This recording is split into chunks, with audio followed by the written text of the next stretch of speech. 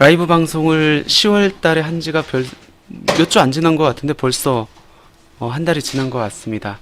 오늘 11월 첫째 주 수요일, 매월 첫째 주 수요일에 이렇게 만나 뵙고 있고요. 오늘 같이 이렇게 나눌 내용은 일부에서는 부동산 세금 절세 트렌드에 대해서 이제 세 가지 주제를 갖고 한번 제가 말씀을 드려볼 겁니다. 그러니까 최근에 이제 이슈가 되고 있는 상생 임대주택하고 그다음에 특수 관계자 간에 이제 명의 이전하는 데 있어서 뭐 요즘 많이들 이제 이용하려고 하고 있는 부담부증하고 이제 저가 양도 과연 어떤 효과가 있는지 한번 1부에서 이렇게 살펴볼 거고, 2부에서는 지병건세무사와 함께하는 증문즉답, 여러분들이 이제 질문을 바로 올려주시면은 제가 그 질문을 보고 답변을 드리는 시간 이렇게 갖도록 하겠습니다. 한번 강의부터 한번 들어가 볼까요? 2022년 부동산 세금 절세 트렌드, 우리가 이제 뭐 헤어스타일도 그렇고 옷도 그렇고 여러 가지 이제 그 시대에 맞게 이제 트렌드가 있죠. 세금도 마찬가지입니다. 각 부동산 대책에 따라서 또는 정권에 따라서 그때그때 활용할 수 있는 가장 최상의 절세 방법들이 있는데, 아마 지금 현재 정권에서는 이제 요 세 가지가 가장 이슈가 되지 않을까 생각됩니다. 제일 먼저 소개시켜 드릴 이제 절세 트렌드는 상생 임대주택입니다. 말 그대로 임차인과 임대인이 서로한테 득이 되는 임대주택을 의미합니다. 임대인한테는 어떤 득이 있을까요? 상생 임대주택 요건을 충족하면은 양도소득세에서 다양한 세제 혜택을 부여하겠다라는 게 이제 임대인들한테 메리트. 임차인들한테는 상생 임대주택 요건을 충족하려면은 직전 임대료 대비 5%밖에 올리면 안 되거든요. 그러면 임차인 입장에서는 안정적으로 주거를 보장받을 수 있는 혜택이 있겠네요. 그래서 임대인하고 임차인하고 각각 메리트가 있다. 서로 상생한다라고 해서 이제 상생 임대주택이라고 합니다. 이 상생 임대주택은 문재인 정권에서 이렇게 만들어 놨죠. 근데 문재인 정권에서 만들어 놨는데 실질적으로 뜨질 못했어요. 뜨질 못한 이유가 상생 임대주택에 대한 요건을 충족하기가 굉장히 어려웠습니다. 왜 그러냐면 기준시가 요건이 있었거든요. 즉 임대 개시연재 기준시가 9억 원 이하여야 된다는 요건하고, 이 상생 임대주택이 요건을 충족하려면은 주택이 딱 한 채일 때만 적용받을 수 있다. 그리고 그 요건이 타이트한 반면에 이 상생 임대주택의 세제 혜택이 딱 한 가지밖에 없었거든요. 우리가 1세대 1주택 비과세 받을 때 2017년 8월 3일 이후에 취득일년제 조정 대상자에 있는 주택은 거주를 해야만 비과세를 받을 수 있는데, 그때 이 상생 임대주택 요건을 충족하면은 2년 임대하면은 1년 거주한 걸로 볼게. 그러면 총 2년 거주를 해야 비과세를 적용받을 수 있기 때문에 4년을 임대해야만 비로소 이 상생 임대주택의 세제 혜택을 받을 수 있었죠. 결론적으로 처음에 상생 임대주택을 이제 만들었을 때 요건은 타이트하고, 그 요건이 타이트한 반면에 세제 혜택은 굉장히 이제 축소화되어 있었죠. 근데 이게 이제 윤석열 정부가 들어오면서 싹 바꿉니다. 기준시가 요건 없앴고 주택수 요건 없앴고, 그러니까 여러 주택이 있다 할지라도 그 모든 주택이 상생 임대주택 요건을 충족할 수 있다는 거죠. 물론 상생 임대주택의 혜택을 받으려면은 모든 주택을 다 처분하고 하나만 남았을 때 이제 혜택을 받긴 받는데, 어찌됐든 이 요건을 충족할 수 있는 주택들이 뭐 한 채로 국한되지는 않는다는 겁니다. 그러니까 궁극적인 거는 이 상생 임대주택의 세제 혜택을 한 가지에서 세 가지로 늘려놨습니다.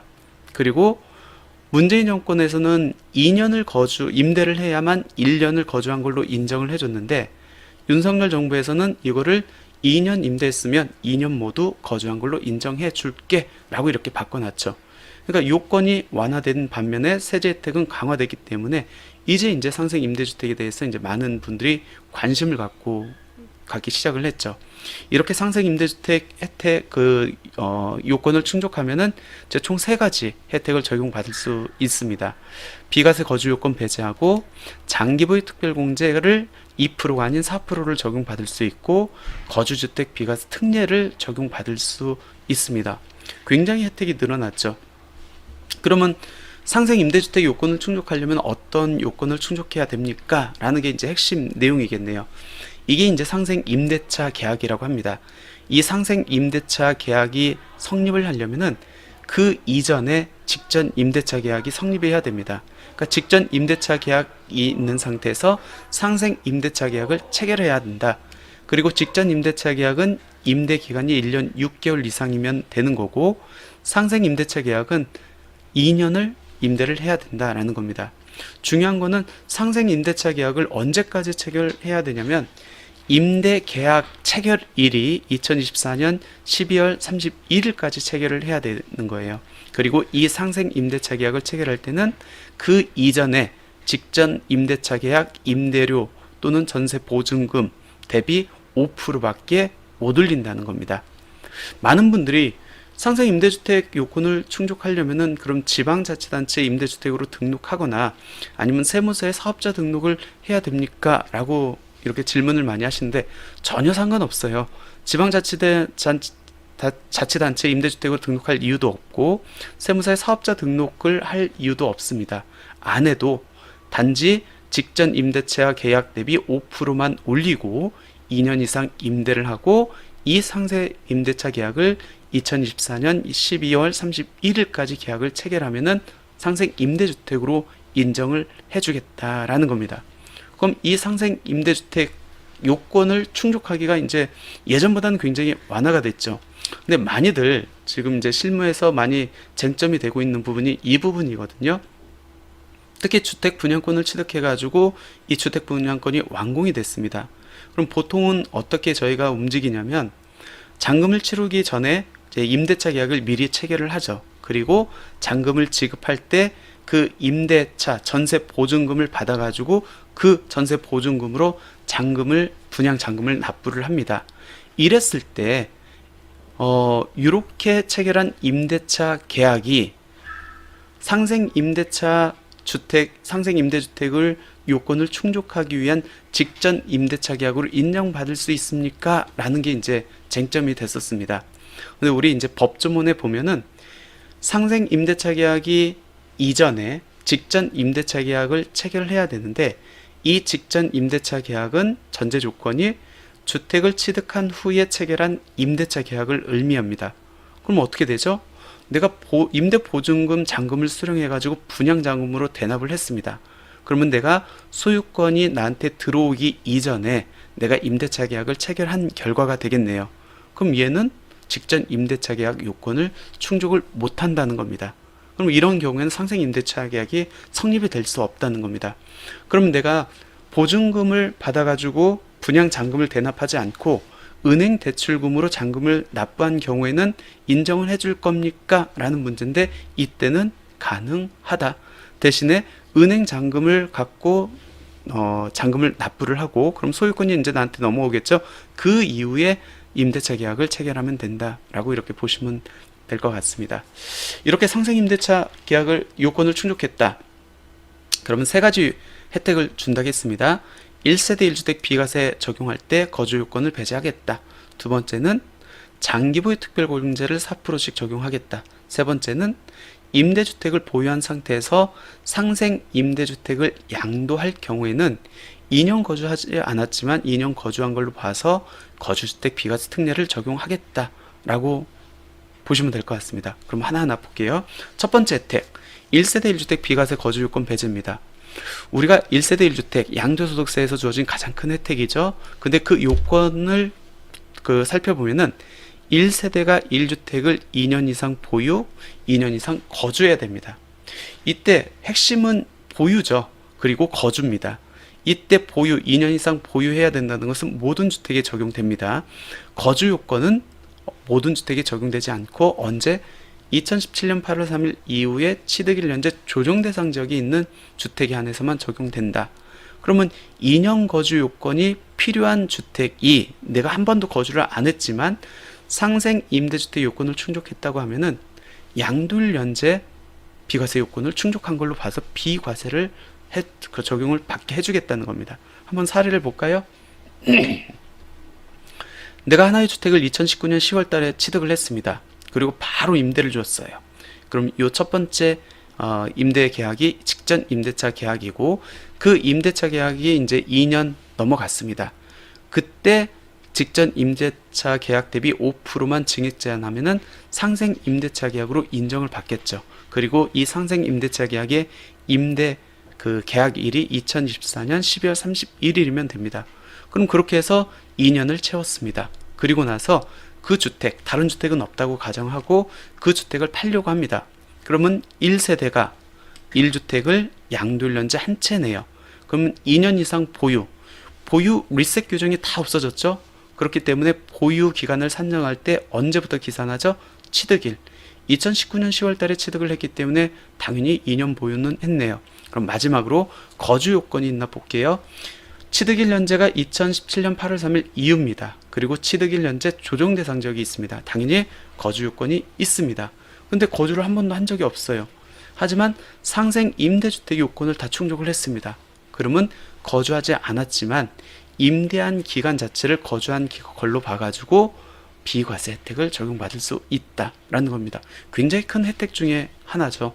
내가 거주해야 비과세를 적용받을 수 있는데 거주하지 않았지만 비과세 혜택을 적용받을 수 있다는 겁니다. 근데 비과세는 우리가 주택이 한 채 있다고 해가지고 이제 팔았습니다. 그럴 경우에 비과세가 적용된다고 해서 모든 양도 차익에 대해서 세금을 하나도 안 낸다. 그건 아니죠. 얼마까지 안 내죠? 양도가액이 12억 원까지. 그럼 내가 20억에 매도를 했습니다. 그러면 12억 원 이하의 양도 차익은 당연히 세금이 없는 거고 12억 원을 초과하는 양도 차익에 대해서는 이제 과세가 되겠죠. 세금을 내야겠죠. 근데 주택이 한 채이기 때문에 어떤 특례를 부여합니다. 그러니까 보유 기간에 대한 혜택인 장기 보유 특별 공제를 적용받을 수 있는데 일반적인 주택이라고 하면은 2%씩 보유 기간에 따른 2%씩 그 장기 보유 특별 공제가 적용되는데 주택이 한 채이고 그리고 취득일부터 양도일까지 2년 이상 보유했다가 하면은 2%가 아닌 4%의 장기보유 특별공제를 적용받을 수 있습니다. 근데 상생 임대주택이라고 하면은 내가 거주하지 않았지만 2년 거주한 걸로 봐가지고 장특공제를 4% 적용받을 수 있다는 겁니다. 결론적으로 내가 매도를 했습니다. 상생 임대주택 요건을 갖췄어요. 양도가액이 12억 원을 초과합니다. 12억 원 이하까지는 비과세를 적용받을 수 있고 내가 거주하지 않았지만 12억 원 초과되는 양도차익에 대해서는 이제 세금을 내야 되는데 보유기간에 대한 혜택, 장기보유 특별공제를 적용할 때 2%가 아닌 4%를 적용받기 때문에 세부담 자체를 굉장히 적게 만들 수 있다. 그렇기 때문에 굉장히 메리트가 있다라고 이렇게 보시면 될 것 같아요. 한번 사례를 볼까요? 8억 원에 취득을 했습니다. 그리고 상생 임대차 요건을 다 충족을 했어요. 그리고 2024년도에 이 주택을 처분을 합니다. 나는 한 번도 들어가서 산 적이 없습니다. 다 임대를 주다가 마지막 한 채인 거를 이제 매도를 합니다.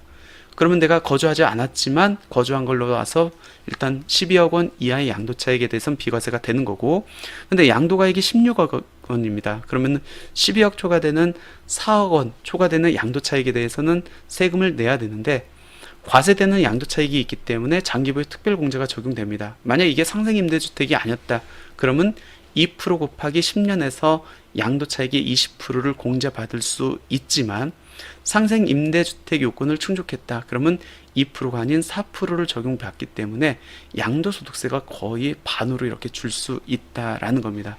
그러니까 상생임대주택 요건을 충족하면은 굉장히 크게 세금을 줄일 수 있다라는 겁니다. 세 번째 혜택, 상생임대주택 요건을 충족하면은 거주주택 비과세 특례를 적용받을 수 있습니다. 거주주택 비과세 특례 뭐죠? 임대주택이 있는 상태에서 2년 이상 거주한 주택을 양도할 경우에는 이 임대주택은 없는 걸로 봐가지고 이 거주주택에 대해서 비과세를 적용하겠다. 이게 이제 거주주택 비과세 특례입니다. 그럼 똑같은 상황에서 임대주택이 있는 상태에서 내가 상생 임대주택 요건을 충족한 주택을 먼저 매도를 합니다. 그럼 원칙적으로 보면은 임대주택도 주택수에 다 들어가기 때문에 비과세가 안 돼야 되는데 얘가 상생 임대주택으로서 2년 거주를 의제를 받았다라고 하면은 이 임대주택은 없는 걸로 봐가지고 상생 임대주택에 대해서도 비과세를 적용받을 수 있다는 겁니다. 굉장히 혜택이 많죠. 결론 이제 한번 볼까요?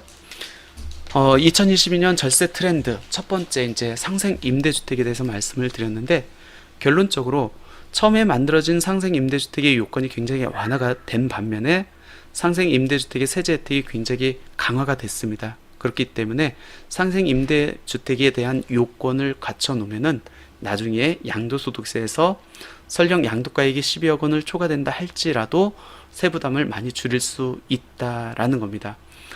중요한 거는 상생임대주택은 내가 주택이 5채 있어요. 이 5채 모두 아까 상생임대주택 요건을 갖출 수는 있습니다. 근데 5채가 다 갖췄다고 해서 다 이 5채 모두 적용받을 수 있는 건 아니고, 이 중에서 4채를 팔고 마지막 한 채 남았을 때 이 한 채에 대해서만 일단 상생임대주택 혜택을 받을 수 있는 거다라고 보시면 될 것 같습니다. 그러면 어떤 주택을 마지막으로 남겨야겠죠? 당연히 양도차익이 가장 큰 주택을 남겨가지고 상생임대주택 혜택을 적용받으면 되겠죠.